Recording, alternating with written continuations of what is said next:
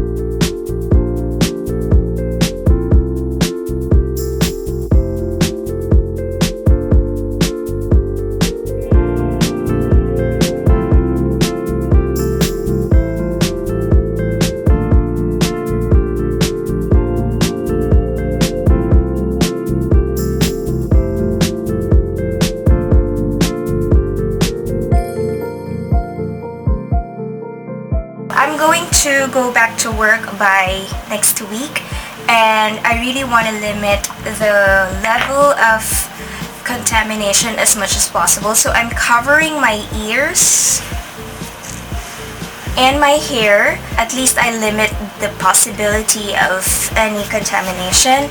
And I'm wearing this PPE that I bought from ni-qua.com, and she produces leather bags but also has expanded into PPEs for this trying time.